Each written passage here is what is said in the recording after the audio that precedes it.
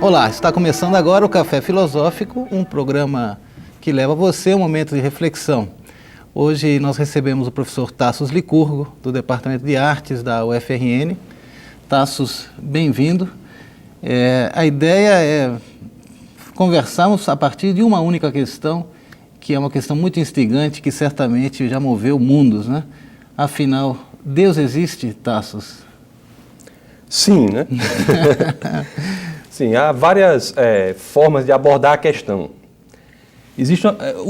A questão é tão relevante que ela não pode ser abordada unicamente pela perspectiva filosófica, mas também tem que ser abordada pela perspectiva do existencialismo. O próprio existencialismo parece ter existido para pagar as contas que não foram pagas pela filosofia, não é?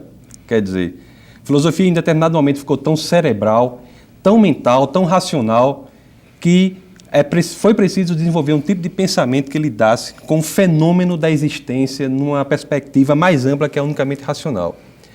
Eu acho que nós podemos enfrentar essa questão, professor, por essas duas vertentes. Uma filosófica, propriamente, e outra numa vertente existencialista. Que você destaca da filosofia. Da filosofia. Como assim? Do ponto de vista filosófico, as principais questões, os principais argumentos para a existência de Deus podem ser tripartidos da seguinte forma: na origem, na questão da origem, na questão do design e na questão da moralidade. Da origem do problema, da questão, você fala? Como é que tudo se originou, como é que o universo se originou, como a vida se originou. Na questão do design, houve um projeto inteligente por trás da forma pela qual nós somos estruturados. O universo é feito dessa forma, de maneira unicamente aleatória ou não. É necessário que nós admitamos a existência de uma vida inteligente por trás do universo tal como ele é estruturado. E a questão da moralidade vai dizer respeito, nós falaremos mais aprofundadamente sobre isso, com maior pormenorização, vai dizer respeito ao fato de que, para que nós tenhamos conceitos de moralidade, de bem e de mal, de certo e errado, há a necessidade da pressuposição de uma regra a partir da qual nós possamos medir esse elemento moral. Vamos parte a parte. Vamos parte a parte. Primeiro, o que me chama a atenção é o seguinte, que filosoficamente a questão de Deus se coloca como questão ao longo da história da filosofia. Em algum momento, essa noção de Deus surge para o filósofo. Eu não acredito, a gente pode entender que a filosofia não nasce com essa questão, ou com esse questionamento, mas isso vai entrando, de algum modo se incorpora na tradição metafísica ocidental, no pensamento filosófico, até que num certo momento isso perde o sentido e a gente ouve com Nietzsche a morte de Deus. Então, hoje, no começo do século XXI, retomarmos essa questão como algo próprio da filosofia, deve ter os seus argumentos aí, não é isso? Essa questão da origem que você tenta... Olha, o que me parece é que há uma tentativa ideológica de colocação da questão, tentativa da universidade e de ambientes intelectualmente favorecidos, de colocar a questão no âmbito relativista, com argumentos que não se sustentam ao que eles mesmos afirmam. Por exemplo, se você pegar um argumento de Hume, David Hume, por exemplo, que ele vai dizer o quê? Vai dizer que a verdade ou ela surge de afirmações autoevidentes, ou ela surge de observações que são empiricamente verificadas. Mas isso mesmo que é expresso dessa forma não é nenhuma das duas coisas. Se você vai para... O que Hume diz não se sustenta ao critério que ele mesmo propõe. Se você vai para uma interpretação possível de Kant, sem querer aprofundar, mas vai para uma interpretação possível de Kant, que vai dizer que a experiência que você tem unicamente fenomenológica, você não tem experiência com a coisa em si, denota um problema no sentido de que é preciso que você tenha o conhecimento da realidade para que você tenha a possibilidade de afirmar essa impossibilidade de conhecimento da realidade. Então, o relativismo, que é um ambiente que ideologicamente é muito forte no ambiente universitário, é algo autodestrutivo, porque sempre não se sustenta o que ele mesmo propõe. Coisas do tipo, a verdade não é possível. Ok, essa afirmação é verdadeira? Mas de onde provém essa afirmação? Pelo contrário, o que mais a gente escuta são as afirmações peremptórias de poder, de ciência. Onde é que você está encontrando esse relativismo? Nas humanas, você quer dizer? Sim. Como é que isso acontece na universidade? Primeiro, você tem a perspectiva metafísica, que vai avaliar se existe ou não a verdade fundamental. quando você admite que pode existir uma verdade fundamental, você passa para uma perspectiva epistemológica. Quando você vai dizer que, mesmo que exista a verdade fundamental, não é possível você conhecê-la. Mesmo que você admita que existe a verdade fundamental e é possível você conhecê-la, você vai para a perspectiva linguística, que vai dizer que você pode ser que exista uma verdade, você pode conhecê-la, mas você não pode comunicá-la. E mesmo que você vá admitir que existe a verdade fundamental, você pode conhecê-la e você pode comunicá-la, você vai para uma perspectiva hermenêutica. Quando você vai dizer que, mesmo que você possa conhecer, mesmo que a verdade exista, você possa conhecê-la, você pode comunicá-la, a outra pessoa não vai entender o que você vai dizer. Então, existe, ao meu sentir, uma estruturação, um ambiente relativista, secularista, na universidade, que é legítimo, mas em certo sentido, porque, por outro lado, perde a ideia da própria universidade, que é encontrar uma unidade na diversidade. Sim, mas Tasso, essa argumentação que você coloca agora, ela na verdade retoma o argumento de Gorgias, né? Era um pouco, nada existe, se existe eu não tenho como apreendê-lo, e se eu posso apreendê-lo, eu tampouco vou poder comunicá-lo mesmo. E você acrescenta mais um, né? Ainda que eu possa comunicar, como é que o outro vai entender? Mas isso é um argumento sofístico, né? Você sabe que há níveis aí de compreensão disso aí. Quando você fala, por exemplo, em relação à verdade, não há uma verdade absoluta. De fato, dentro da universidade acho difícil alguém argumentar por aí, mas eu não vejo que exista essa perspectiva metafísica por trás, então, a não ser no sentido de tradição da própria história que nos trouxe até aqui. Essa afirmação não é uma verdade absoluta, é uma verdade absoluta? Pois é, aí a gente vai aqui nesse campo do cético. Não, isso que eu estou dizendo. A afirmação de que não há verdade absoluta cai nesse campo relativista. Se você propõe que não há verdade absoluta, absolutamente você não poderia ter dito isso. Porque se o que você disse não é absoluto, é relativo, então não faz sentido para mim, faz sentido só para você. Ok, mas vamos voltar, porque quando você interpreta a universidade, você está deixando de lado essas questões. Você acredita que esse tópico, especialmente, né, a existência de Deus não é motivo de especulação, ou de estudo, ou de investigação, ou de pesquisa? Talvez isso se direcione mais para uma antropologia, ou para uma ciência das religiões, que nós não temos isso aqui, mas outras universidades têm, né? Uma ciência da religião ou uma sociologia da religião? Não, o que eu creio que é um tópico de investigação, nós podemos conversar sobre isso, é facilmente demonstrável que é muito mais razoável a crença na existência de Deus do que a crença na ausência da existência de Deus.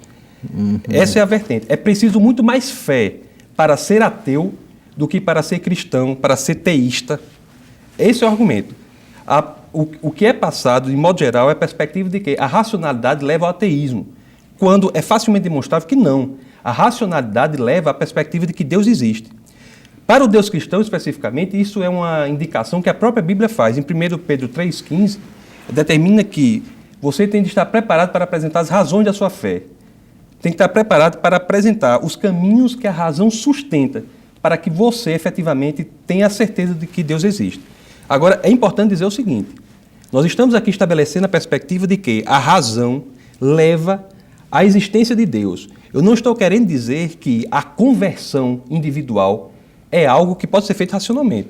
Esse estudo que defende a perspectiva da existência de Deus é um estudo que faz com que o intelectual tenha, entre ele e o Evangelho, os obstáculos racionais destruídos. Aí ele é exposto ao Evangelho. Essa conversão é uma conversão de índole espiritual, que acontece efetivamente nas pessoas. Mas o que não é defensável, do meu ponto de vista, é a perspectiva de que fé e razão são opostos, fé e ciência são opostos. O que eu gostaria de ter a oportunidade de demonstrar é que como os argumentos científicos e racionais levam à existência de Deus. A começar por esse argumento que destrói o próprio relativismo. É isso que eu quis dizer. O sofismo, o relativismo são argumentos que não se sustentam ao que eles mesmos estão dizendo. Isso é perspectiva filosófica. Mas tem perspectivas científicas também, se me permite que entre. Por exemplo, a ciência durante muito tempo quis demonstrar de que o universo nunca teve origem. Era eterno, ou como alguns físicos preferem, estáticos. Foi muito constrangedor para a ciência admitir que o universo teve uma origem. Mesmo os cientistas hoje ateus ou agnósticos, não condenam, não vão de encontro contra a perspectiva de que o universo teve uma origem, sim, com o Big Bang. Então você tem vários argumentos de que o universo teve uma origem. Isso é um relato unicamente bíblico. Em Gênesis, no primeiro capítulo, você tem a descrição do universo que é exatamente idêntica ao que a ciência de ponta faz hoje. E você tem vários argumentos para isso. Não é só a questão do Big Bang. Eu posso citar rapidamente alguns, se me permite. Por exemplo, a segunda lei da termodinâmica, que é chamada de entropia, que é a perspectiva de que as coisas tendem naturalmente a um estado de maior desorganização. Se elas existissem desde sempre, se não tivesse tido uma origem, teria o tempo mais do que suficiente, que é a eternidade, para se desorganizarem totalmente. A entropia é um argumento a favor de que o universo teve uma origem.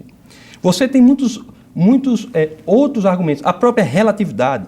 Einstein, ao criar a relatividade, a teoria dava um modelo de universo com origem. Aí ele coloca uma constante cosmológica na teoria relativística para que a teoria passasse a dar um modelo de universo sem origem.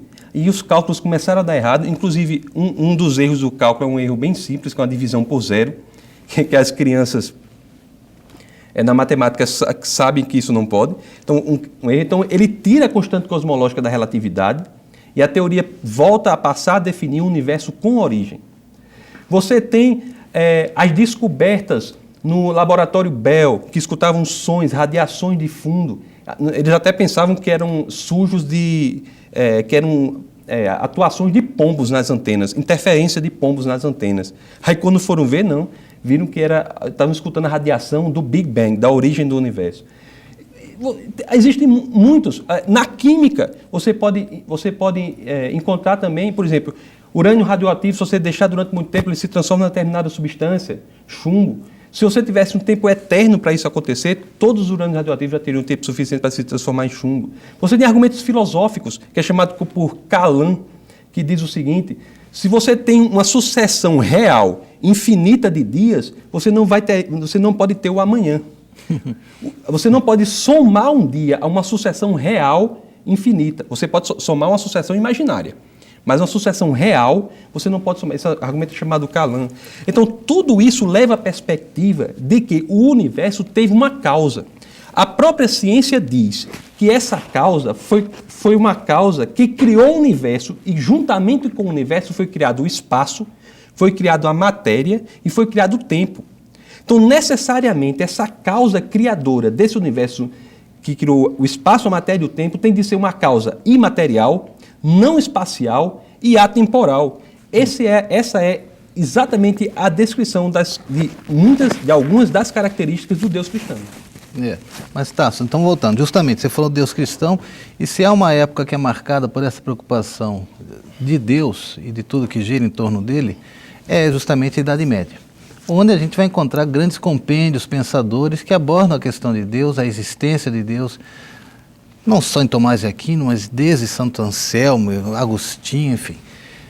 Eu me pergunto, o que você encontra de diferente naquelas argumentações, naquelas querelas todas, com hoje em dia você aqui sentado defendendo a necessidade ou a importância ou a relevância da razão para conduzir-se, né, dentro da vida? Porque no fim, para você, essa questão de Deus é uma questão existencial. Me parece e filosófica. Também é filosófica, mas minha preocupação mais é pensar o seguinte, quer dizer, o Heidegger, quando fala da morte de Deus, diz assim, o problema da morte de Deus é que essa falta de Deus ainda não foi pensada ou percebida como falta.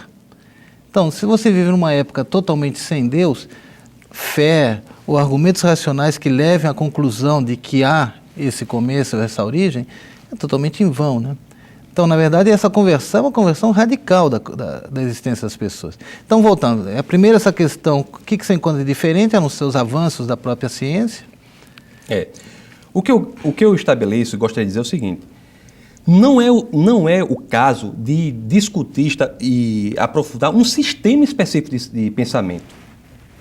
É achar o seguinte: quais são os fatos que nos são apresentados hoje em dia e investigá-los de forma racionalmente, clara, transparente, e entender que esses fatos levam à percepção de que a crença na existência de Deus é mais plausível racionalmente do que a crença na sua inexistência.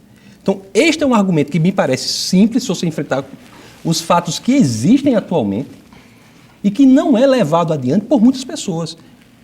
Não é a defesa da religião, não é a defesa do sistema de pensamento X. Não, Anselmo tem argumentos belíssimos. Deus é o ser do qual não se pode pensar nada maior, é o argumento de Anselmo. Correto. Tem vários sistemas. Agora, o que nós pretendemos não é investigar um sistema, uma religião.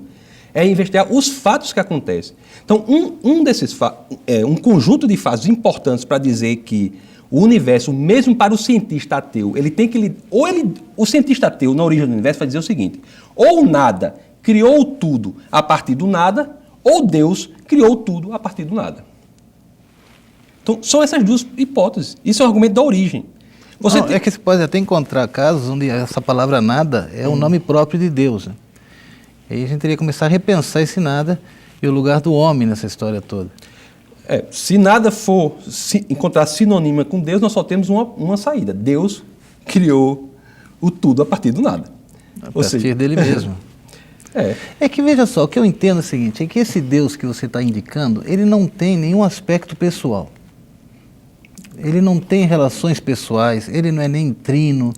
Essa chegada que você nos conduz, né, através dos argumentos, né, é um outro tipo de Deus, é um Deus totalmente outro perante a tradição. Eu não sei como é que você encara isso, se você é cristão ou não, porque você remeteu à Bíblia aí num certo momento, né? Me permite dizer, é pessoal por quê?